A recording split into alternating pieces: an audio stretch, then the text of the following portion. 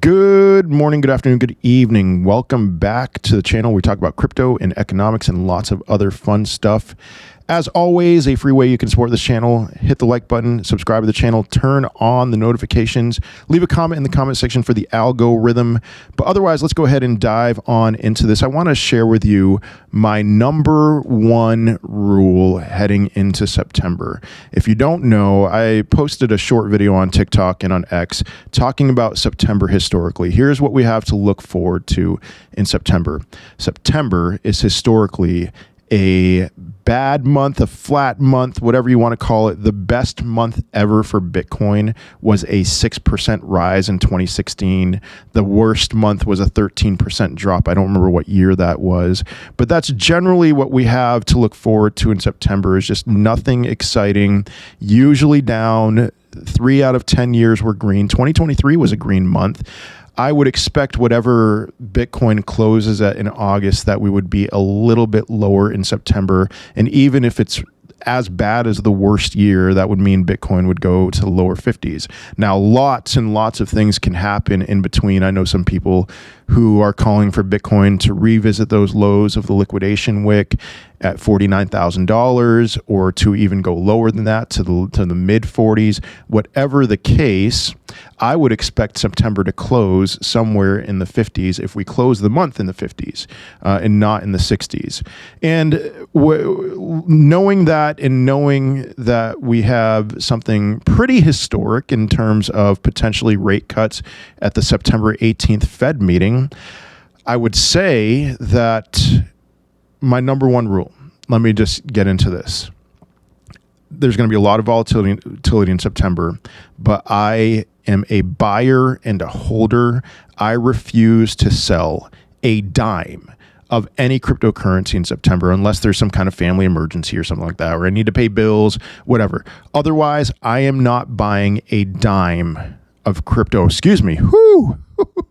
I am not selling a dime of crypto in September.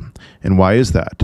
That's because October is historically a very good month. And I mean, this is the year of the halving. Okay, you guys know for the most part where I stand, right? You know, I'm predicting a peak of $80,000 for Bitcoin, a good drop in Bitcoin dominance. And so we'll have a nice move for alts. We'll make good money on altcoins in the fourth quarter of this year. But I need to rehash 2020. It's the year of the halving. October of 2020. If you were here at that time, it was the happiest time for me as a crypto investor. There was nothing like October of 2020. I was a little bit, just FYI, I was a little bit in 2017, but not a ton. I was all in 2020, especially after the COVID crash and especially after all that stimulus. I was not a fan of the dollar at that time even, and looking at what's happened since then, I was right to not be a fan of the dollar.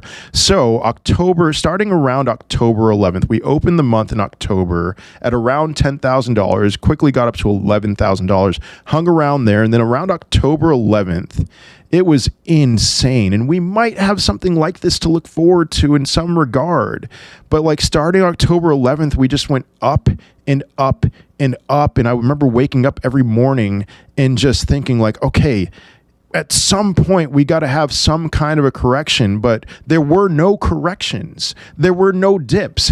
It was like from $11,000 Bitcoin in October up to $42,000 Bitcoin in early January. There was only really one time when I felt a little bit nervous, but even then it wasn't even all that bad. And that was December of 2020. Bitcoin just barely broke through its 2017 all-time high and then plummeted to $17,000. And I was like, oh, what's going on here? I thought we were just supposed to go up. So Bitcoin, it did the same thing. If you remember early 2024, Bitcoin just barely broke through $69,000 and then over a span of a few hours plummeted to $59,000. And that just happens. That is what happens when we break through, when we try to break through 3 or 4 years of resistance, is that there's a massive sell wall there. And so we go lower, we dump really hard. But then it took like a week, maybe a week and a half for Bitcoin to finally break through $20,000. And we were off to the races again. It took another 20 days or so for Bitcoin's price to double. And And a lot of people are expecting something similar to happen again. And to some extent, I am expecting something similar to happen again in October, starting in October, just not to the same extent to what we saw in 2020. Now, a lot of people are expecting the same exact thing as what we saw in 2020 to happen again. And knowing the psychology, knowing the mentality of the market makers, I am quite convinced that they want to get people to a point to where they believe, the general retail public believes, maybe even some of you watching this knowing where I stand with $80,000 Bitcoin with the alts doing well, maybe getting you to a point where you're 100% convinced that I'm wrong, and then inflicting max pain. Because what happens at that time is everyone's throwing caution to the wind. They're taking out loans because Bitcoin's surely going to $200,000. We're surely going to see 100Xs on top 100 altcoins or something like that. And then they strike and they inflict max pain. Something similar happened in November of 2021. We really shouldn't have gotten back to a new all-time high in Bitcoin, but we got to $69,000. And what happened? Everyone was expecting over $100,000 Bitcoin in this major alt season, and it didn't happen. It wasn't close. And so something similar like that happening this time around, whatever the case, whether I'm right or I'm wrong, and please let me be wrong, I'll be a multimillionaire if I'm wrong. But whatever the case, the market makers would need October to be a good month. And I think, October, November, fourth quarter of the year historically for Bitcoin is usually the best quarter. October is usually the best month. There are only two red Octobers, 2014 and 2018. That was the depths of the bear market. The depths of the bear market in 2014 and 2018. 2022, the depths of the bear market in 2022, Bitcoin had a green month. But then every other October, literally every other October, was at least double-digit percentage gains. I would expect for October something like a 30% gain. I expect us to hit $80,000 for Bitcoin in October. And I am expecting perhaps a double peak or a triple peak around $80,000. I hope I'm wrong. I hope it goes much higher than $80,000. But all we need, especially with a double peak or a triple peak, is for altcoins to, that's all we need for altcoins to do their thing. And then we'll see. And please, again, let me be wrong. But what we have to look forward to over September, over the next 31 days, is chop.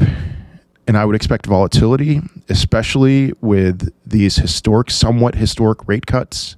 I mean, it's not very often. 2019 was the last time when they raised rates, paused, and then cut. And before then, it was 2007. So this is the third time in 17 years that we will most likely be experiencing rate cuts. And with that, I would expect some kind of volatility. The market is always going to keep you on your toes. Most people, I think, would be expecting a significant pump in the price of the stock market and the price of Bitcoin immediately after the rate cuts, but the market keeps you on your toes, and maybe we would see some kind of a dump after the rate cuts. Whatever the case, I'm bullish for October. Whether the market pumps after the rate cuts or dumps after the rate cuts, I am bullish for October. Any scenario, there are people calling for Bitcoin to go to the mid-40s. Some of them are. I'm bullish for October. Even if Bitcoin dumped to its 200-week simple moving average at $38,000, which is historically a bear market buying zone, I'm bullish for October. There's a famous Green Day song. Maybe you've heard of it before. Wake Me Up When September Ends. That is the theme of my life right now. I wish I could. But you're going to want me to make content, I'm sure. So no, I'm not going to just hibernate for September or disappear in September and say, hey, see you in October. I'll be around. I'll be doing my regular live streams. I'll be here. But anyway, that is all I have for today. I hope you have a wonderful day. a wonderful rest of your week, a wonderful weekend, wonderful Labor Day. I'll see you in another video. Peace.